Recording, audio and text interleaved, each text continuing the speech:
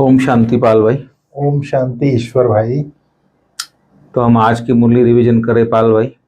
और कल कृष्ण जन्माष्टमी बहुत धूमधाम से मनाई गई। शांतिवन में भी बहुत सुंदर झांकी का आयोजन किया था जी। जिसमें हमारे आदरणीय रतनबिंद दादी जी, ब्रिजमोहन भाई, करुणा भाई और रुक्मणी बहन सब लोग आए थे जी। तो बहुत अच्छी सेवा हो रही है उससे झांकी से भी।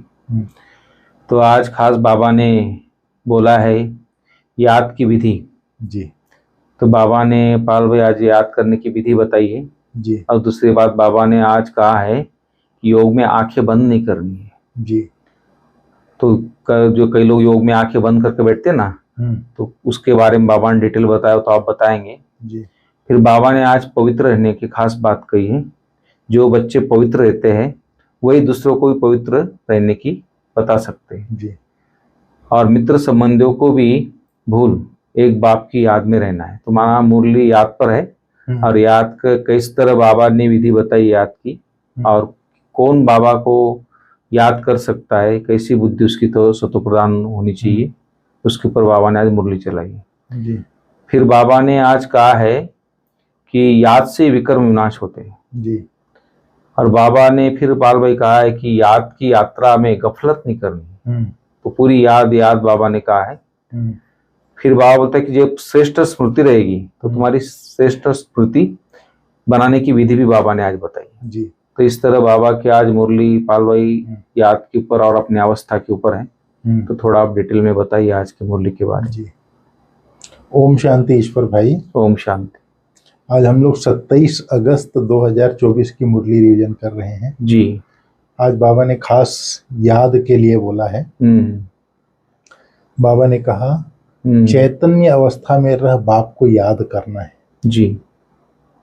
शून्य अवस्था में चले जाना या नींद करना यह कोई योग नहीं है, बाबा ने बोला। जी। अच्छा। चैतन्यता हमारा जो याद है, राजयोग का आधार है संकल्प शक्ति। अब संकल्प की गति कितना रखना है वो अपने ऊपर है। जी। जैसे याद की एक बार हम लोग चर्चा किए थे, याद की कितनी स्टेज है। एक तो देह में रहते हुए मैं आत्मा वृत्ति सिंहासन पर विराजमान हूँ, शिव बाबा ऊपर परम धाम से मुझ आत्मा में शक्ति भर रहा है। जी। फिर स्वयं को आत्मा समझना, अन्य आत्माओं के लिए शुभ भावना रखना अर्थात दृष्टि देना। फिर सूक्ष्मवतन में विदेही अवस्था, जी, जिसको फरिश्ता स्वरूप भी कहते हैं। फिर अशरीरी, अशरीरी माना मैं आत्मा बिंदी मेरा बाबा बिंदी, वहां पर कुछ संकल्प होते हैं। फिर निराकारी अवस्था, फिर बीज रूप स्थिति। जी। तो सब जगह संकल्प है। राजयोग का आधार ही संकल्प शक्ति है। ये नहीं कि एकदम शून्य अवस्था में बैठ गया, ये कोई योग नहीं है। दुनिया में भी पाल भाई कई लोग योग कराते हैं ना, जो बाबा को नहीं जानते, दुनिया में भी लोग, तो कई बार वो ज्योत के ऊपर बुद्धि टिकाते हैं, कहीं ना कहीं मन इसमें एकाग्र करते हैं। और फिर कई लोग जो ध्यान में लग के आग बंद करते हैं ना, तो वो लोग ध्यान मग्नावस्था में रहते, लेकिन उनके फिर अंदर में क्या चलता हुआ नहीं पता चलता। हम भी लोग कई बार जैसे हम सोचते हैं ना भाई आग बंद करके परम धाम को इमर्ज करके वहां पर पहुंच जाए, तो कई बार उसमें हमारी कई बार नींद भी आ जाती है और कई बार बुद्धि भटक भी जाती है। तो कुछ देर के बाद फिर पता चलता है अरे मैं तो कोई और ही भटक रहा था, बाबा के साथ जुड़ा ही नहीं था। सुना, वो तो बुद्धि कहीं ना कहीं चली जाती है, कहीं ना कहीं चली जाती है। इसलिए बाबा ने शायद आज बोला कि आग बंद नहीं करना है। फिर भी बाबा ने देखो डिटेल क्या बताया। तो बाबा ने हमको कहा ही है आज, खास उसको वरदान में इसको बोला है बाबा ने। जी। श्रेष्ठ स्मृति, योग का अर्थ ही है श्रेष्ठ स्मृति में रहना। जी। मैं श्रेष्ठ आत्मा, श्रेष्ठ बाप की संतान हूँ। जब ऐसे ही स्मृति रहती है तो स्थिति श्रेष्ठ हो जाती है। जी। तो योग का अर्थ बाबा ने आज बताया है श्रेष्ठ स्मृति में रहना, अर्थात श्रेष्ठ संकल्प करना। मैं आत्मा बिंदी मेरा बाबा बिंदी, अंदर ही अंदर संकल्प। हमारे योग में कमेंट्री दिया जाता है, हमारे राजयोगा टीचर हैं वो लोग, इसीलिए संकल्प क्या करना है सिखाते हैं। तो हमारी जो योग की विधि है कोई शून्य अवस्था नहीं है या बैठ करके सो जाना, ये कोई योग की अवस्था नहीं है। बाबा ने कहा चैतन्य अवस्था में रह बाप को याद करना है। फिर बाबा ने कहा तुम्हें योग में बैठना है, आंखें बंद करके नहीं बैठना है, बोला बाबा ने। जी। जैसे उदाहरण दिया बाबा ने, जैसे तुम अगर दुकान में बैठे हो, अब आंख बंद करके बाबा को याद कर रहे हो, तो दुकान का सारा माल ही चोर चोरी करके ले जाएगा। उसी प्रकार हम योग में बैठते हैं और आंख बंद करके बैठें तो माया रूपी जो चोर है वो बुद्धि में कुछ भी धारणा होने नहीं देगी, बुद्धि को भटकाएगी, भटकती से। आंख बंद करके योग में बैठेंगे तो नींद आ जाएगी, पता ही नहीं चलेगा। इसलिए आंखें खोलकर बैठना है। बाबा ने कहा काम काज करते बुद्धि से बाप को याद करना, इसमें हठ योग की बात नहीं है। बाबा ने कहा इसमें हठ योग की कोई बात नहीं है। रिद्धि सिद्धि वाले आंख बंद करके करते हैं, बाप तो अच्छी रीति बैठ समझाते हैं, इसमें आंख बंद नहीं करना है। आप तो योग की बात करें, कई लोग मुरली सुनते हैं तो भी आंख बंद करके सुनते हैं, सुना वो ऐसी सुन्नावस्था में सुनते, उनको तो वो बहुत मजा आता है उस टाइम, आतिंद्र सुख का अनुभव हो रहा है ऐसे लगता है उनको, वो तो तब तो मुरली सुन रहे हैं लेकिन बाद में कुछ भी नहीं याद रहता उनको, मुरली अंदर जाती ही नहीं मुरली हो। ये भी जब तक बुद्धि को एकाग्र नहीं करेंगे एक पॉइंट पर जी, एक बिंदु पर, तब तक बुद्धि भटकती रहेगी और मुरली अंदर जाएगा ही नहीं। जी बिल्कुल, मेन चीज तो बात यही है। अगर बुद्धि को आप कंसंट्रेशन मतलब एकाग्रता, जी हमारे जब तक एकाग्र नहीं होगी बुद्धि, तब तक मुरली अंदर नहीं जा सकता, नहीं जाती, न ही योग लग सकता। जी तो बुद्धि का योग है ना, ये बुद्धि योग है। आज बाबा ने कहा है पवित्रता बिगर धारणा नहीं होगी, किसका कल्याण नहीं कर सकेंगे, इसको कह नहीं सकेंगे, खुद पवित्र रहते नहीं है तो दूसरों को कहते हैं, तो जैसे पंडित हो गया, मियाँ मिट्ठू बनना है, फिर अंदर दिल में खाता रहेगा। बाबा ने कहा आज योग की विधि बताई, आंखें बंद नहीं करना है, पवित्र रहना है।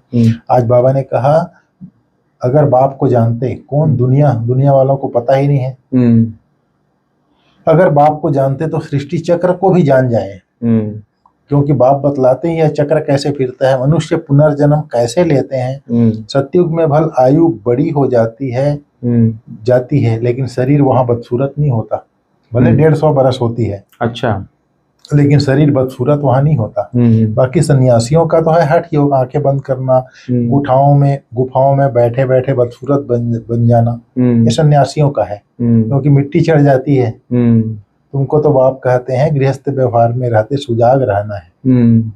तो इस तरह से बाबा ने कहा है आज। फिर बाबा ने कहा है अपने मित्र संबंधियों को जो बैठ याद करते हो वह सब भूल जाओ, एक बाप को याद करना है जी, सिवाय याद की यात्रा के पाप नहीं कर सकते। बाबा बोलते हैं भोग में जाते हैं वतन में गुम हो जाते हैं, इससे कोई प्राप्ति नहीं है। बाबा ने बोला जी, बाबा ने कहा जितना समय वहां है भोग में जी, विकर्म विनाश हो न सके, शिव बाबा को याद कर न सके, न बाबा की वाणी सुन सकेंगे, तो घाटा पड़ जाता है। बाबा ने कहा परंतु यह ड्रामा में नूंद है इसलिए जाते हैं, फिर आकर मुरली सुनते हैं, इसलिए बाबा कहते हैं जाओ फौरन आओ, बैठो नहीं वहां सूक्ष्म वतन में जाके। बाबा ने आज मीरा को याद किया, मीरा ध्यान में जाती थी, जैसे सूक्ष्म वतन में के लिए जैसे बाबा ने भी बताया ना जी, ऐसे मीरा ध्यान में बैकुंठ में चली जाती थी। वह योग वह पढ़ाई थोड़े ही थी, क्या उसने सदगति को पाया? बाबा कहता है स्वर्ग जाने लायक बनी क्या? बाबा बोलता है बनी नहीं, जन्म जन्मांतर का पाप तो कटा नहीं उसका, जन्म जन्मांतर के पाप तो बाप की याद से ही करते हैं, बाकी साक्षात्कार आदि से कोई फायदा नहीं है। बाबा बोलता है यह तो सिर्फ भक्ति है, न याद है न ज्ञान है, भक्ति में यह सिखलाने वाला कोई होता ही नहीं तो सदगति को भी पाते नहीं है जी, भक्ति में ये चीज कोई नहीं सिखाता।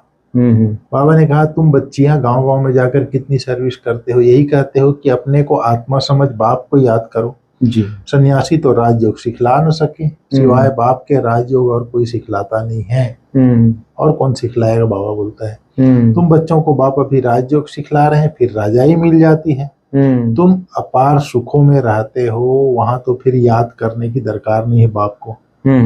बाबा ने कहा यह तो खेल सुख दुख हार जीत का आदि अनादि है, इन सब बातों को सन्यासी जानते ही नहीं, तो समझा कैसे सकेंगे? वह तो भक्ति मार्ग के शास्त्र आदि पढ़ने वाले हैं।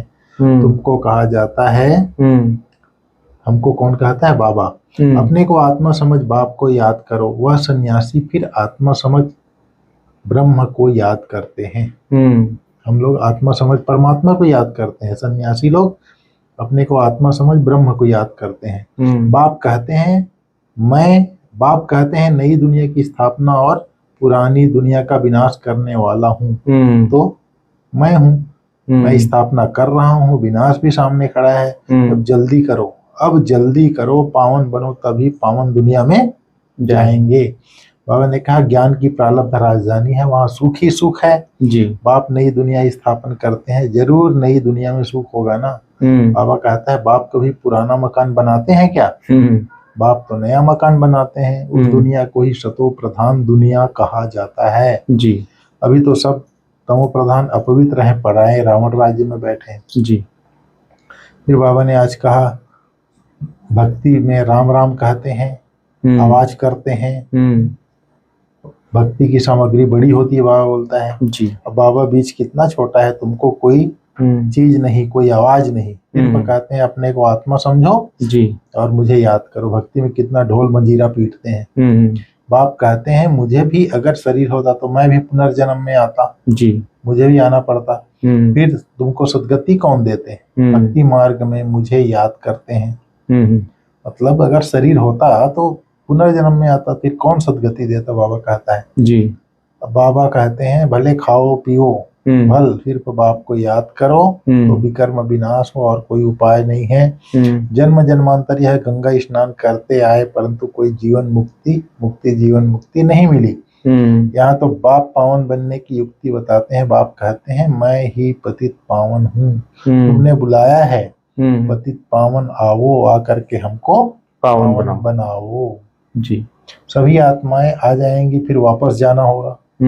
अभी तुम तैयार नहीं हुए हो, कर्मातीत अवस्था ही नहीं हुई है, तो विनाश कैसे होगा? बाबा बोलता है जी। फिर बाबा ने कहता है, बाप कहते हैं मैं ही पतित पावन हूँ, तुमने बुलाया है हे पतित पावन, आओ आकर के हमको पावन बनाओ। फिर बाबा ने कहा, बाप कहते हैं तुम पद्मा पदम भाग्यशाली बनते हो, कदम कदम पर बाप को याद करते हो तो पदम इकट्ठे होंगे। इतनी कमाई बाप को याद करने से होती है, फिर ऐसे बाप को याद करना तुम भूलते क्यों हो? जो पद्मा पदम पति बनाने वाला है, पद्मा पदम भाग्यशाली बनाने वाला है, ऐसे बाप को भूलते क्यों? जितना बाप को याद करेंगे, सर्विस करेंगे, उतना उच्च पद पाएंगे जी। अच्छे बच्चे चलते चलते गिर पड़ते हैं, काला मुंह किया तो कमाई चट हो जाती है। जो स्वर्ग की लॉटरी मिलती है वो गंवा देते हैं, उच्च पद की लॉटरी गंवा देते हैं जी। बाबा ने कहा आज गृहस्थ व्यवहार संभालते बुद्धि योग बाप के साथ रखना है जी, गफलत नहीं करना है। गफलत नहीं करना है बाबा बोले पढ़ाई में। पवित्रता की धारणा से अपना और सर्व का कल्याण करना है। बाबा ने कहा याद की यात्रा और पढ़ाई में ही कमाई है। ध्यान दीदार तो घूमना है, इसलिए उससे कोई फायदा नहीं है। जितना हो सके सुजाग हो, बाप को याद कर अपने विकर्म विनाश करने हैं जी। आज बहुत अच्छी वरदान बाबा ने सुनाई है जी। श्रेष्ठ स्मृति द्वारा श्रेष्ठ स्थिति और श्रेष्ठ वायुमंडल बनाने वाले सर्व के सहयोगी भाव। आज बाबा ने कहा योग का अर्थ है श्रेष्ठ स्मृति में रहना। मैं श्रेष्ठ आत्मा श्रेष्ठ बाप की संतान हूँ। जब ऐसी स्मृति रहती है तो स्थिति श्रेष्ठ हो जाती है जी। बिल्कुल श्रेष्ठ स्थिति से श्रेष्ठ वायुमंडल स्वतः बनता है, जो अनेक आत्माओं को अपनी ओर आकर्षित करता है जी। जहाँ भी आप आत्माएं योग में रहकर कर्म करती हो, वहाँ का वातावरण वायुमंडल औरों को भी सहयोग देता है। ऐसी सहयोगी आत्माएं बाप को और विश्व को प्रिय हो जाती हैं। अर्थात श्रेष्ठ स्मृति में रहने वाली आत्मा बाप को और विश्व को प्रिय हो जाती हैं जी। आज स्लोगन में बाबा ने कहा है अचल स्थिति के आसन पर बैठने से ही राज्य का सिंहासन मिलेगा। अचल स्थिति, अचल माना बिल्कुल हलचल नहीं जी। मन न बुद्धि न संस्कार, तीनों के ऊपर हमारा अधिकार हो, एकदम स्थिति अचल हो हमारी। बिल्कुल मन बुद्धि संस्कार कोई विचलित ना हो जी, तब राज्य का सिंहासन आ गया। इसी को बाबा बोलता है स्वराज्य अधिकारी सो विश्व राज्य अधिकारी जी। बिल्कुल उसी को दूसरे शब्दों में आज बाबा ने कहा है अचल स्थिति के आसन पर बैठने से ही राज्य का सिंहासन मिलेगा। ओम शांति। ओम शांति।